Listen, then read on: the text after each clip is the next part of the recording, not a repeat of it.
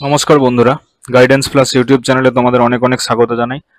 আজকে আমরা PSC miscellaneous men's এবং ক্লার্কশিপ মেন্স এছাড়াও ডব্লিউবিসিএস মেন্স এই সমস্ত পরীক্ষাগুলো, যে পরীক্ষাগুলোর স্কিমে বেঙ্গলি টু ইংলিশ ট্রান্সলেশন থাকে, সেই রকম একটি বেঙ্গলি টু ইংলিশ ট্রান্সলেশনের ভিডিও আমরা নিয়ে এসেছি। এর আগেও এই চ্যানেলে একাধিক বেঙ্গলি টু ইংলিশ ট্রান্সলেশনের ভিডিও আপলোড হয়েছে। তোমরা যদি চাও সেই ভিডিওগুলো আমাদের চ্যানেলের যে প্লেলিস্ট আছে সেই প্লেলিস্টে গিয়ে দেখে নিতে পারো। তাহলে চলো আমরা আমাদের আজকের যে ট্রান্সলেশনের প্যাসেজ সেটি দেখে নিই। এই প্যাসেজটি প্রথমে আমরা পড়ে নেব, তারপরে লাইন বাই লাইন ট্রান্সলেশন করব। প্যাসেজটি যদি প্রথমে না পড়ে নেওয়া যায় তাহলে কিন্তু প্যাসেজের যে মূল ভাব সেটি বোঝা যায় না, বা কোন টেন্সে প্যাসেজটি করতে হবে সেই জিনিসগুলো বোঝা খুব জরুরি, না হলে ট্রান্সলেশনটা কিন্তু ঠিকঠাক হয় না। ঠিক আছে, তাহলে চলো আমরা প্রথমে প্যাসেজটি পড়ে নিই। 100 বিঘের মাঠটাই এ গ্রামের একমাত্র ভরসা, সমস্ত চাষিদেরই কিছু কিছু জমি তাহাতে আছে। ইহার পূর্বধারে সরকারি প্রকাণ্ড বাঁধ, পশ্চিম ও উত্তর ধারে উচ্চ গ্রাম, শুধু দক্ষিণ ধারের বাঁধটা ঘোষাল ও মুখুজ্জেদের। এই দিক দিয়ে জল নিকাশ করা যায় বটে, কিন্তু বাঁধের গায়ে একটা জলার মতো আছে। বৎসরে 200 টাকার মাছ বিক্রি হয় বলিয়া জমিদার বেণীবাবু তাহা কড়া পাহারায় আটকাইয়া রাখিয়াছেন। চাষারা আজ সকাল হইতে তাহাদের কাছে হত্যা দিয়া পড়িয়া থাকিয়া এইমাত্র কাঁদিতে কাঁদিতে উঠিয়া এখানে আসিয়াছে। ঠিক আছে, শরৎচন্দ্র চট্টোপাধ্যায়ের পল্লী সমাজ যে ছোট গল্প আছে সেই ছোট গল্প থেকে এই অনুচ্ছেদটি নেওয়া হয়েছে। তোমরা দেখেছো পিএসসি মিসলেনিয়াস মেন্স বা ডব্লিউবিসিএস মেন্স এই ধরনের পরীক্ষাগুলোতে বাংলা সাহিত্যের যে সমস্ত বিখ্যাত ছোট গল্পগুলো আছে বা বিখ্যাত যে সমস্ত প্রবন্ধগুলো আছে সেই প্রবন্ধ থেকেই কিন্তু একাধিকবার বিভিন্ন পরীক্ষাতে অনুচ্ছেদ তুলে নিয়ে সেগুলো ট্রান্সলেশন করতে দেওয়া হয়েছে। তাই এই সমস্ত ট্রান্সলেশনগুলো আপাত দৃষ্টিতে এই প্যাসেজগুলো একটু কঠিন মনে হলেও এই ট্রান্সলেশনগুলো তোমাদের শিখে নেওয়া প্রয়োজন। তাহলে কিন্তু এই পরীক্ষাগুলোতে তোমাদের আর কোনো অসুবিধা হবে না যদি এই ধরনের কোনো প্যাসেজ পড়ে। ঠিক আছে, তাহলে চলো আমরা একে একে এই লাইন বাই লাইন ট্রান্সলেশনগুলো কিভাবে হয় সেটা দেখে নিই। প্রথমে দেখো, 100 বিঘের মাঠটাই এ গ্রামের একমাত্র ভরসা। ঠিক আছে, 100 গ্রামের মাঠটাই এ গ্রামের একমাত্র ভরসা। তাহলে এটা কিভাবে করব, যে গ্রামের একমাত্র ভরসা মানে কি, মানে গ্রামের যে মানুষগুলো আছে তাদের জীবন ধারণের একমাত্র উপায় এই 100 গ্রামের মাঠটা থেকেই যা চাষাবাদ হয় সেই চাষাবাদ থেকেই এই গ্রামের মানুষদের খাওয়া দাওয়া প্লাস তাদের যে অর্থের আগমন সেগুলোও কিন্তু এই জমির উপরে যে সমস্ত ফসল ফলে সেইখান থেকে একমাত্র তাদের সেটাই একমাত্র উপায়। ঠিক আছে, তাই ট্রান্সলেশনটা কিভাবে করি দেখো, যে the 100 bigha field, the 100 bigha field is the only means of sustenance।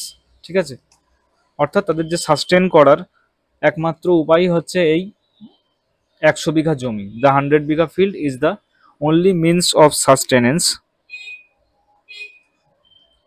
for the villagers।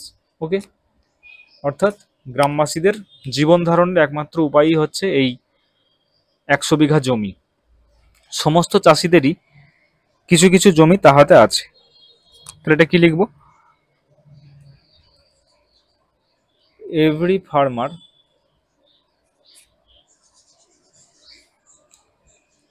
owned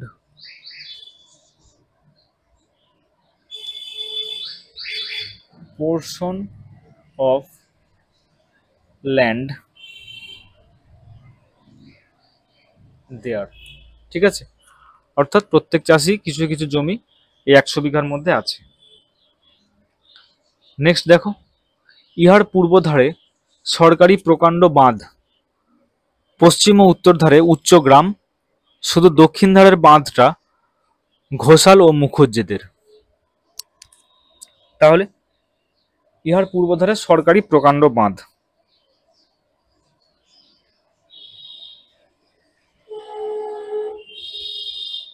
a massive government, বাঁধ হচ্ছে এমব্যাঙ্কমেন্ট, ঠিক আছে, embankment,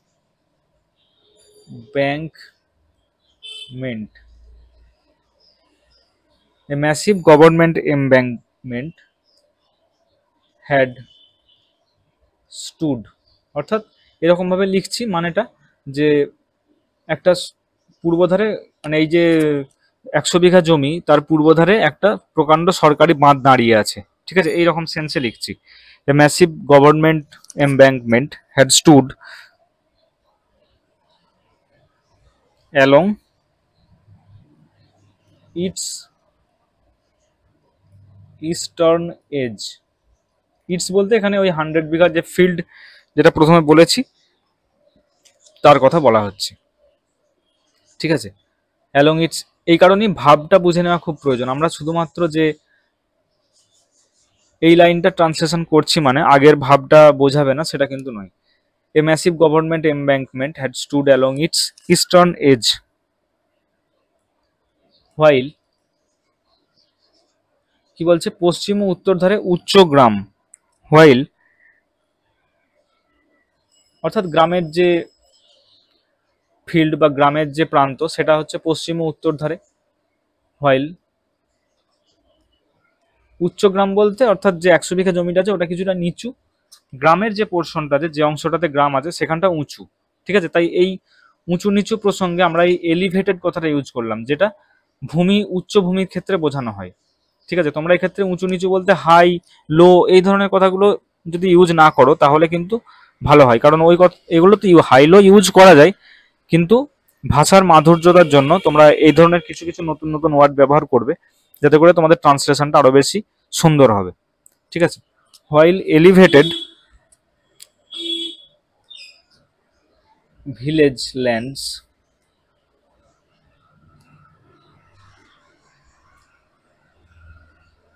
had bordered it to west and north, ঠিক আছে। অর্থাৎ এই যে 100 বিঘা জমিটা আছে তার উত্তর এবং পশ্চিম দিকে গ্রামের যে উচ্চভূমি সেটা আছে, ওকে। শুধু দক্ষিণ ধারের বাঁধটা ঘোষালো মুখুজ্জেদের, এটা এবার লিখবো। Only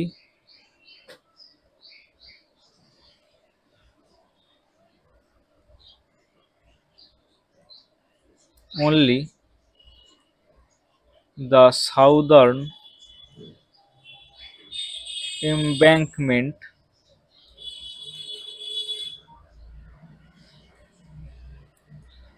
had been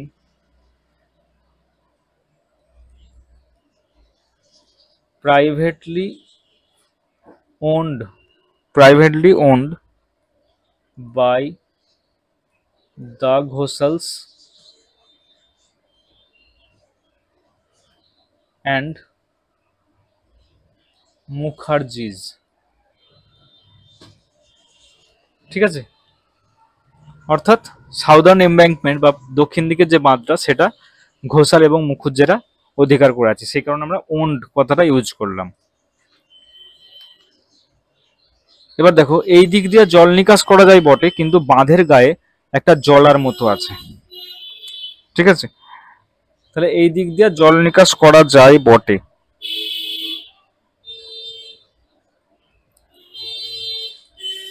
it was possible to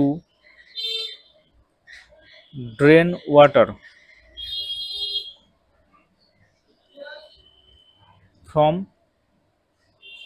that side, মানে যে সাইডটাতে ঘোষালো মুখুজ্জেদের জায়গাটা আছে বা বাঁধ আছে সেইখান দিয়ে জল নিকাশ করা যায়। It was possible to drain water from that side,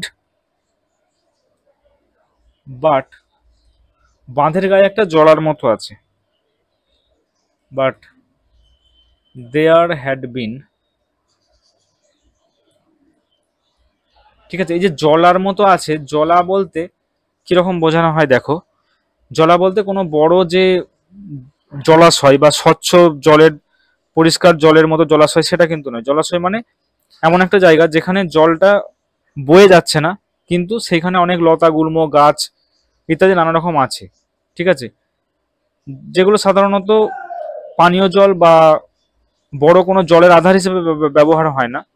মানে কিছুটা এমন একটা জলাশয়, কিছুটা পানা বা কিছু অন্যান্য গাছ আছে এবং জলও আছে, এই ধরনের একটা জলা।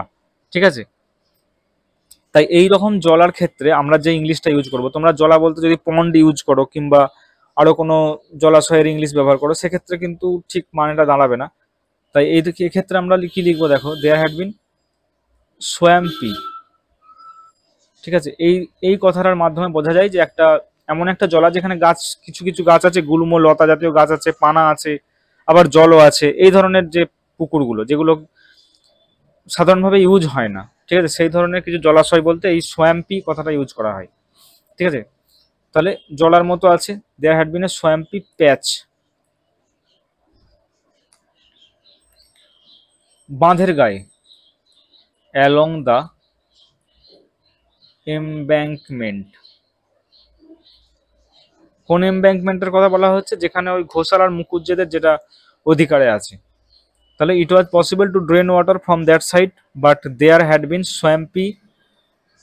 আচ্ছা, দেয়ার হ্যাড বিন এ করি, there had been a swampy patch along the embankment. Next দেখো, বৎসরে 200 টাকার মাছ বিক্রি হয় বলিয়া জমিদার বেনিবাবু তাহা কড়া পাহারায় আটকাইয়া রাখিয়াছেন। তাহলে as fish worth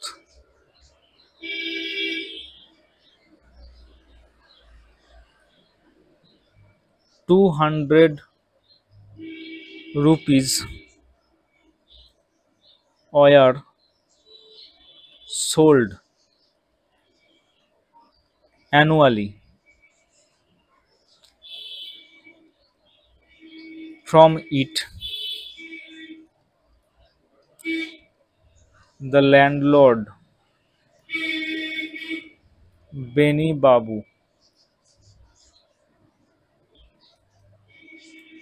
had kept it কড়া পাহারায়, অর্থাৎ আন্ডার স্ট্রিক্ট গার্ড। ঠিক আছে, অ্যাজ ফিশ ওর্থ ₹200 বা ₹200 were sold annually from it, the landlord Beni Babu had kept it under strict guard. Chashara আজ সকাল হইতে তাহাদের কাছে হত্যা দিয়া পড়িয়া থাকিয়া এইমাত্র কাঁদিতে কাঁদিতে উঠিয়া এখানে আসিয়াছে। তা দেখো, সিন্স মর্নিং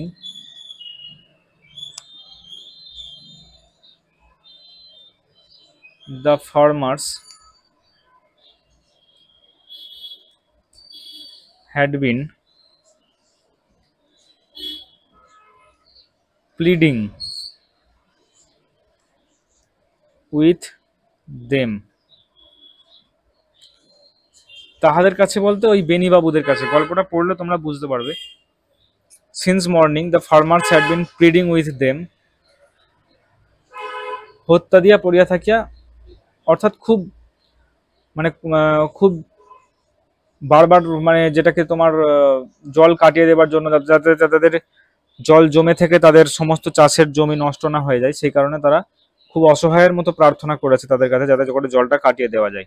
ঠিক আছে, সেই হিসেবে এখানে কি লিখবো দেখো, the farmers had been pleading with them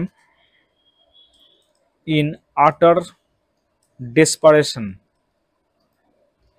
in utter desperation, and only just now, অর্থাৎ এই মাত্র, with tears in their eyes,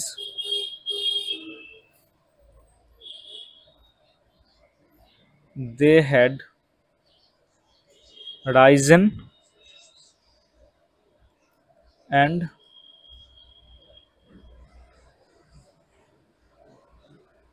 came here. ঠিক আছে, বুঝতে পেরেছো? তাহলে আমরা আমাদের যে ট্রান্সলেশন আজকের প্যাসেজ ছিল সেটা শেষ করলাম।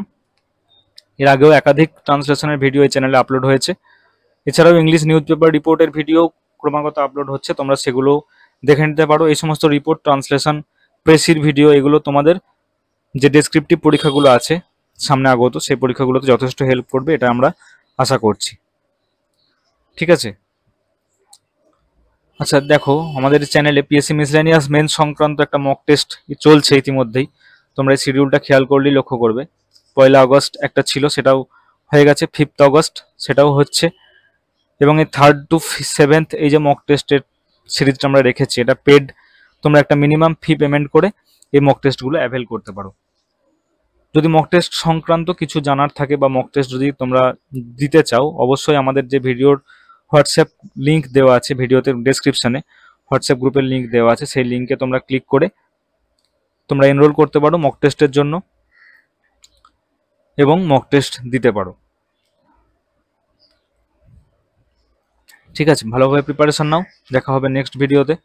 Thank you.